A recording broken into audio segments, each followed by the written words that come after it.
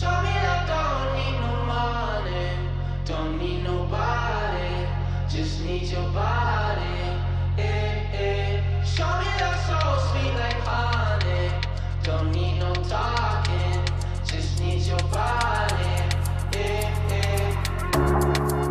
My name is WizTheMC. I'm 26 years old. I'm a singer slash artist, and I'm South African and German. I'm born in South Africa and grew up in Germany. All right. So, can you tell the people where you are right now? I'm in New York at Bleu Magazine. We want to start off by finding out what is your most impactful influence, or what Mm. what draws more or shows more into your music and you more of your influences today. That's a really good question. I would say like really my early influence was like Kendrick Lamar and J. Cole because they like really to me opened the door to vulnerable rap or just in general like vulnerable songwriting. And I feel like ever since then my goal has been to be like put my feelings on paper or into songs as authentically as possible. And that's still something I'm aiming to do because I feel like it's an endless ride because there's like so many phases in life where you can be authentic in different ways, you know? So I feel like that's the main thing because it inspires me to write, I don't know. Yeah, just emotional lyrics that I can relate to. And Definitely. Yeah, so I definitely see that in your work. I see you trying to, I guess, relate with your audience more, hmm especially in some of your later songs and more of the things that are more mainstream that we find popping off is Yeah, more of your melodic songs. absolutely. Yeah, but I want to say based off, I want to say where you were born, where you hmm moved to, and not just the artists, but the places as well. What hmm do you find that the places impact your mood, your music, or the fact that your culture can have on your music as well? All right. It's an interesting question. I always struggle to answer that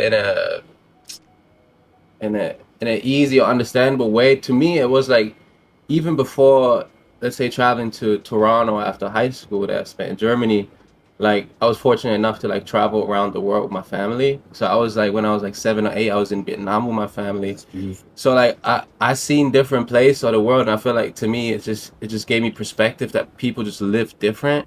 So I never had the chance in a good way to be entitled to a certain lifestyle because I saw people in Vietnam with like one leg or in Cape Town when you land, you drive into the city, you see all the townships, you see how people like barely live with like proper houses. It's like all like custom made, like similar to like favelas in Brazil Yeah. and stuff like that. And I feel like it just gave me perspective. It's like, oh, people live like that, but then also people live like in the hometown where I grew up in Lüneburg in Germany, where it's a bit nicer and it's like middle class and stuff like that. And I feel like that just informed my worldview in the sense of like, oh, like people can have different experiences growing up. So I never like in my head thought, oh, I should have it this way or things should work out a certain way. Like I don't believe that everyone is really dealt their own cards, and I feel like that way just I got to appreciate so many more aspects of cultures in different countries because I got to learn. It's not like I have a fixed idea and.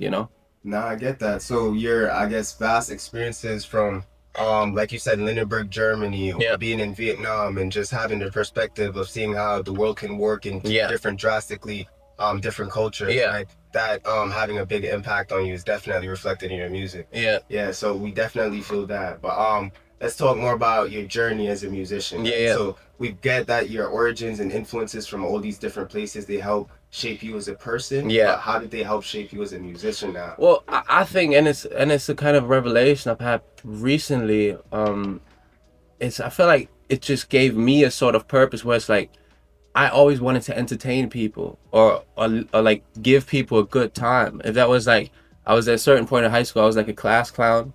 I feel like from like ninth grade up till I graduated high school.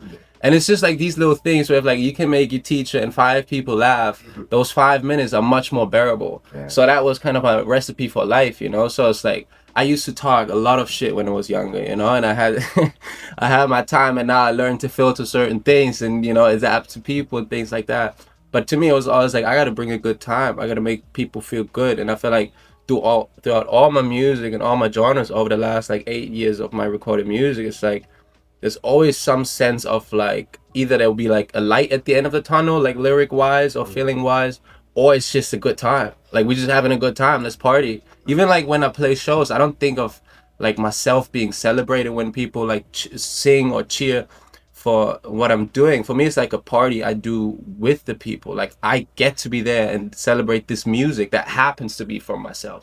But I never think like, oh, they there for me because I'm the big dog. Like no, Yeah, you know, yeah. to me it's like I'm excited to get on stage Mhm. and see people's reactions as much as they want to see me. You know. That's beautiful. So, I get that it's more about, I guess, the art form for you, and less about the ego, and less Yeah. about you centric, and more Yeah. about like the art and the experience of it. Right, and Absolutely. that's definitely felt in your music. Like Yeah. we see the enjoyment you have on stage. We see the charisma you show throughout all your songs and Mhm. performances, and we definitely feel that.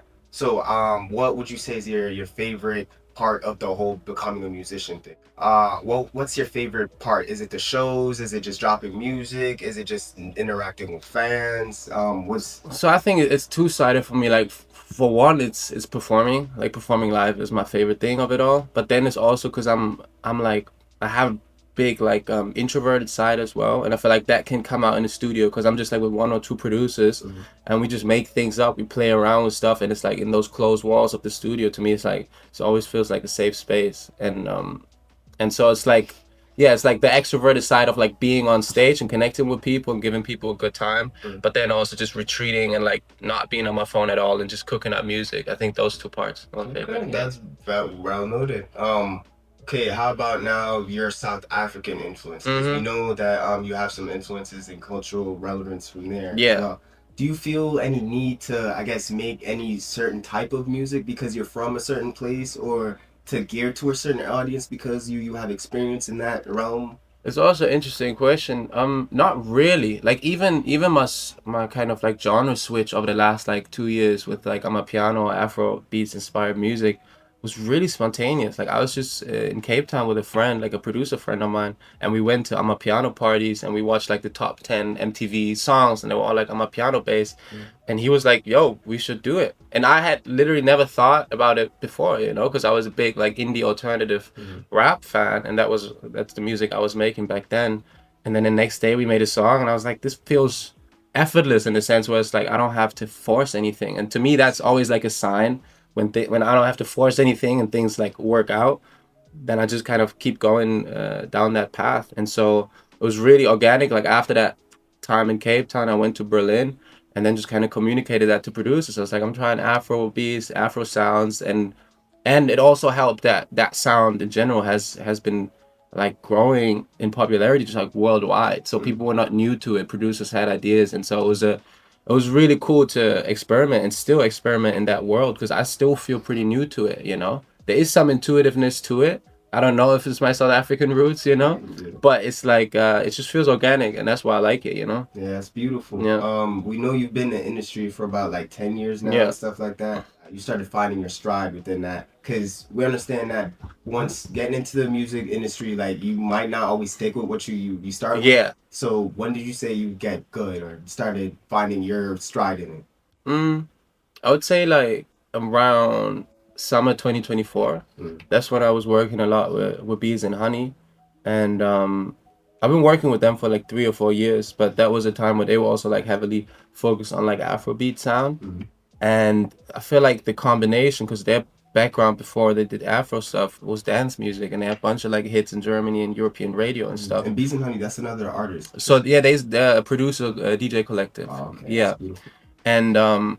And so their blend of like their dance influence and my influence of like rap and Afro stuff, I like just I don't know, it created a new blend and even like it inspired, you know, Show Me Love and Take My Mind away. It's like to me, those are not purely Afro beats. To me, those are like pop songs with an Afro swing, you know, and I love that approach because I'm a big pop hat. I grew up to radio music, you know, so it's like yeah. Okay, so I know that you have old school and new school influences. Yeah. So I want to take one from both. All right? Yeah. What is your most influential old school like artist or song, and your most influential new school artist or song?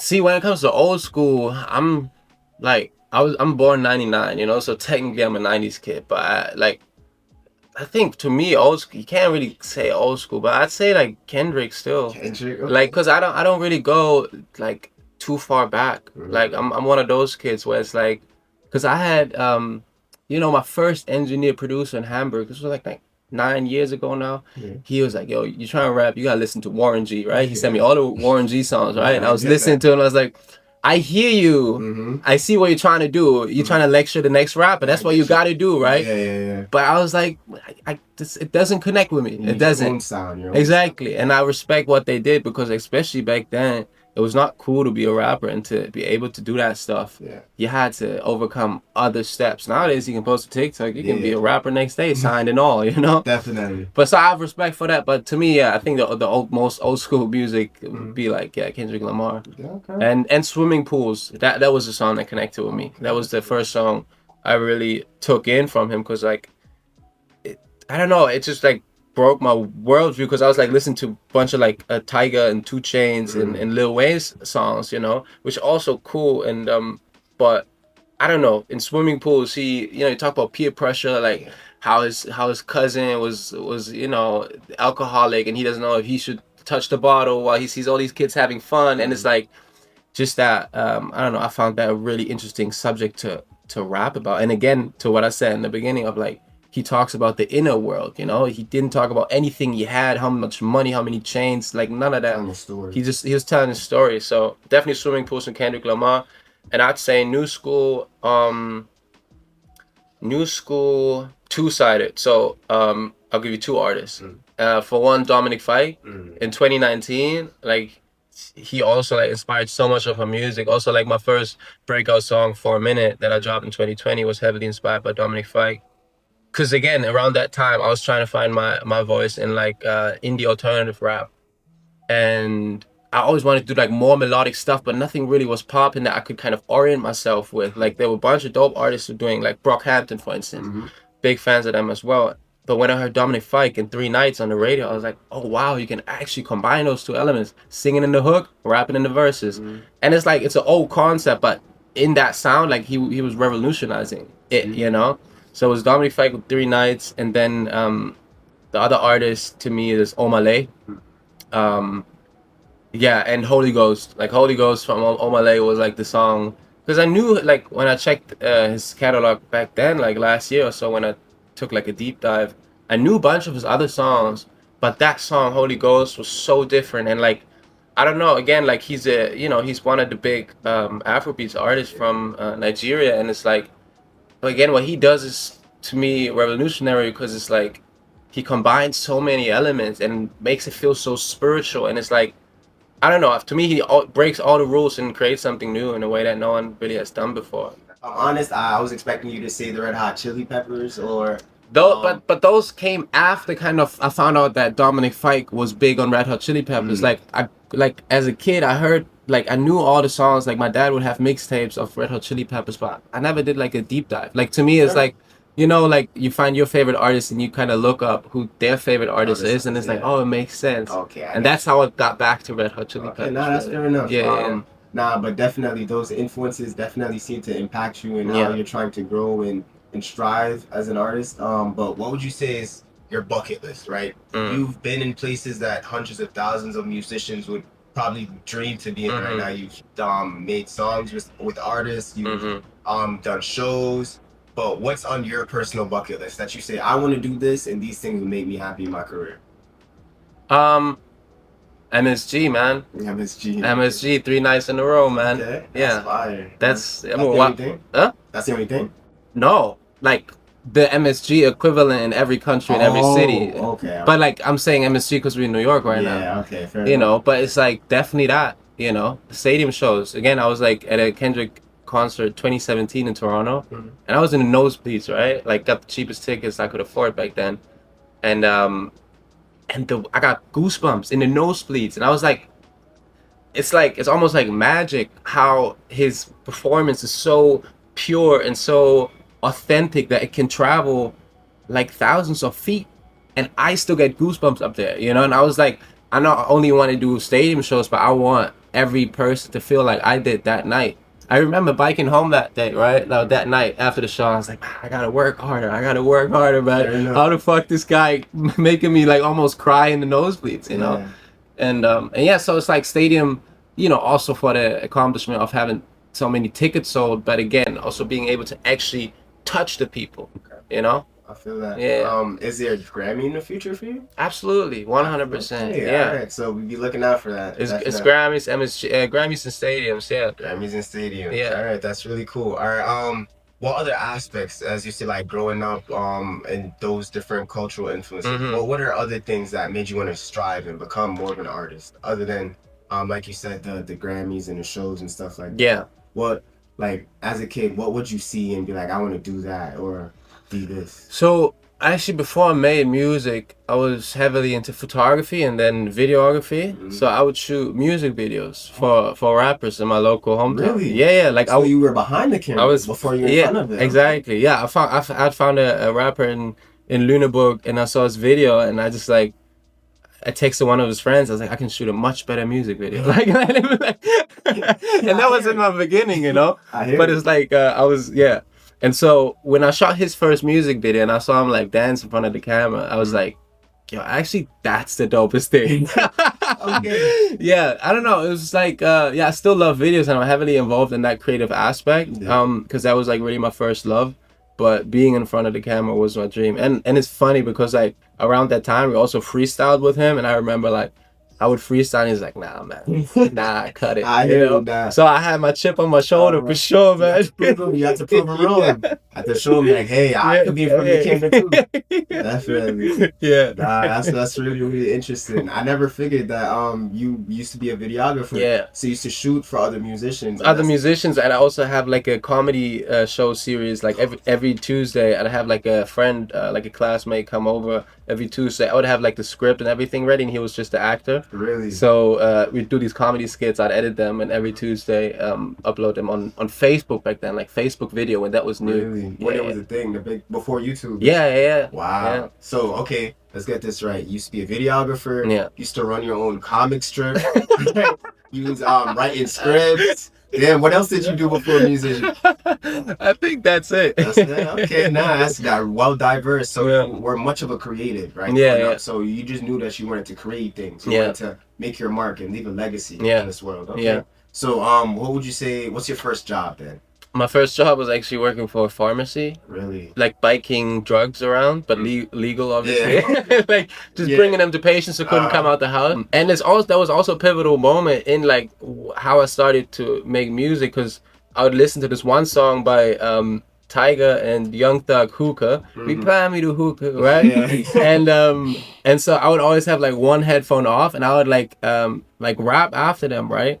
And then at a certain point, I could just kind of like fully fluently rap with the song. I was like, my logic was, well, if I can if I can sing along to the song, then I just have to write my own lyrics, because I just did the flow they did. Yeah. You know, Okay. So and you that have was the capabilities. that was my logic. Okay. That was like, if they can do it, I can do it too. You know. That's beautiful Yeah. thinking. Yeah. That got you where you are today. So Yeah. definitely keeping that mindset is gonna get you far. Yeah. That's beautiful. All right. So you were biking. You shot music videos. Yeah. And then my second job was at a call center. That's something I'm not really proud of. Really? Yeah, because I was selling lottery tickets. Yeah. Nah, you didn't really like that much. Nah, because it's like, it's all a scam. All these calls. It's like, I don't know how it's legal, man. Nah. But it's like you have to make your money somehow. But it's like, yeah. Nah, you're giving us the behind the scenes right now. It's a scam. Yeah, it's a scam, man. So if anyone is calling you, telling you want anything, just hang up, man. Nah, it's definitely funny. Okay, noted. I'll definitely put that in mind. Yeah. Anybody calling me, telling me I want something? Nah, true. Nah. All right. So you said that you worked those two jobs. Where was that? Like That was in my hometown in Lüneburg. Lunenburg. Yeah, Okay. So how long after that did you move and start traveling and get those other experiences? So I'd say like I did the call center job until like 2017. That was the first time I went to Toronto. And after my first couple months in Toronto, I'd come back home to Germany, got like a work visa, and then returned to Toronto and worked as a barista for like a good year. So yeah. Okay. All right. So you just basically did anything you could to do what you can, essentially. Yeah, right? Until absolutely. you found your dream of Yeah. becoming an artist, putting your music out there in the world and connecting with your audience, right? So what are some other ways you want to connect with the audience? We know you want You want to feel your lyrics through the music. Yeah. There's definitely that. You want to invoke emotion. Yeah. But do you plan on doing it like any pop-ups or like meet and greets and stuff like that? So that's what I'm actually doing in Europe right now. I'm playing my next one tomorrow in London. So these are called Yebo nights because my EP is called Yebo. Oh, okay. And so I played my first one 2 weeks ago in Berlin, tomorrow in London, and then I'm doing Paris and Amsterdam before the end of the year. Oh, wow. And so that's like I'm playing the EP live. There's like I have like the backdrop of like my EP cover where I can take pictures with the people who come, and it's it's a whole immersive experience with like pictures from the rollout and stuff. It's really cool. It's really cool. From Berlin, Canada, Yeah. to I said you've been in Vietnam, London. So what your favorite place out of all of them? It's tough, you know, because to me, every place represents like a different stage or phase in my life. Like those 4 years I spent in Toronto were pivotal because that was like where Wiz was born, in the sense that I introduced myself as Wiz and I make music, and that was it. Whereas in like Lüneburg, I was still, you know, I was still Sanela. That's like my real name, and I like to my friends and family, and it was like Sanela was trying to make music in Germany, but when I was in Toronto, I was like, I'm Wiz, I make music. So that's the only real thing people could associate me with. But I think any place really where I was able to connect with people creatively, like I could not stay in any place where there were no dreamers. Like to me, it's important to have dreamers around. Where it's like, where you just, that's why I love New York and in LA, for instance, because it's like you meet people and they're like, yeah, I'm working on a new startup. I have this business going on. I'm doing this, like I have a new fashion brand, and it's like people just do stuff because they don't see like a limit, and I think that's so healthy and so important, you know.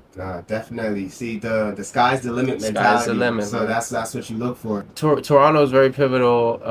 I find New York and LA always very inspiring because of the stuff people do, you know. And I like Berlin as a base because it's like it's chill. I get to retreat, you know, and I have all my friends there, and just creatives around where it's like really easy to tap in, go into the studio, and I like a home base, you know.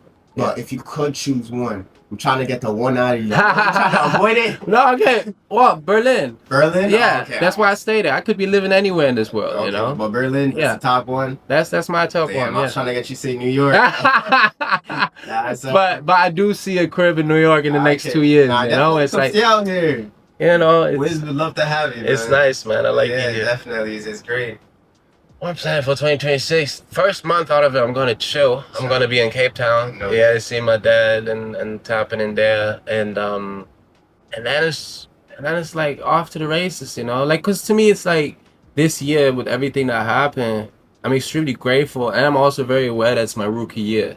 Like this is, you know, everyone's like clapping, like yeah, but everyone's really like, you got more coming. You got cause that's the entertainment industry, you know. And I feel like I like the analogy with the NBA because it's like you play ball your whole life. You're the best out of everyone you know, and you're still a rookie the first year, man. No one takes you serious. Definitely. So it's like I feel like just establishing on a foundation that I've been working on, you know, and just putting my best foot forward and work with the people I love, and that way all will be good, you know. Yeah, I hear you. So you definitely I feel that you got something to prove almost. Yeah. You're still trying to make. Well, we know you have good music and good hits, but can you do that consistently? Exactly, man. All right, so that's what you're still trying to show the people that you got it. You got staying power. Yeah. You know, you're making music for longevity and for generations to come. Absolutely, man. So now I'm definitely excited to see how your music changes and evolves. I think to me it's again, I always take the path with least resistance and what feels organic, because to me it's like I would never want to be in a studio where anyone in my team tells me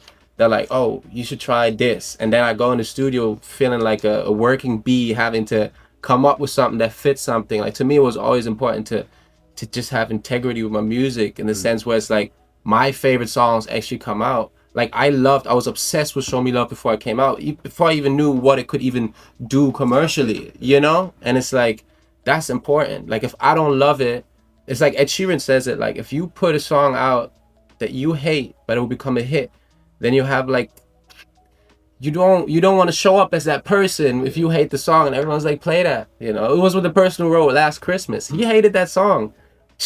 Imagine. Yeah. It comes back every year, man. It does. It blew up. I think it hit charts. I think that song. It will hit charts for the end of fucking life.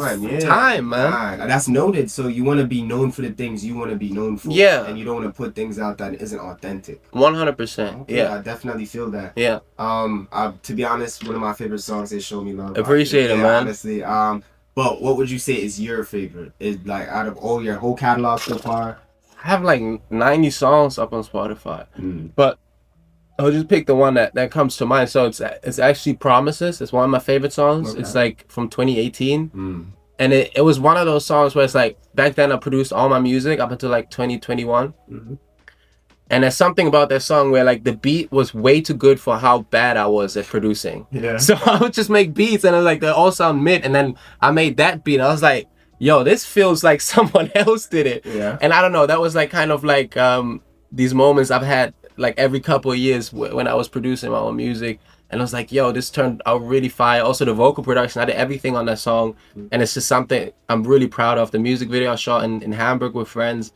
I don't know, it's such a vibe where it's like, even before I was like heavily into branding and just like a whole like product standpoint when it came to music, that one had set such a tone from the vibe and the message of the song that I was like blown away by what I could do by myself. And so that was like a really important song to me. Yeah. So noted. So I guess Promises are copied. Promises is, I guess, your favorite one, not just because of the song itself, but the experience, everything that made it happen. Yeah, Exactly. You touching everything from engineering to shooting the video to lyrics and just seeing it all come together. Nah, that's really, really beautiful.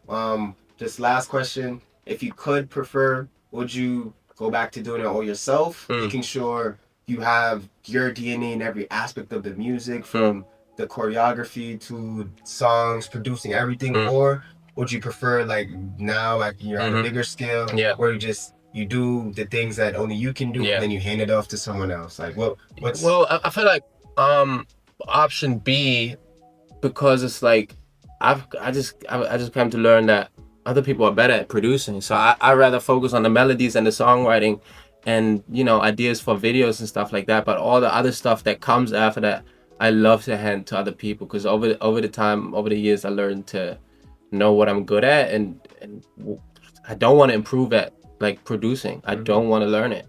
You know, like there's a certain ceiling, and I was like, I'd rather get ideas from other people or start ideas at home and send them off to producers to finish it off. But I just want to get better at songwriting and melodies. There's enough great producers that I'm looking forward to meet, and people already know, you know. Yeah, that's beautiful. I definitely am excited to see what you come up with.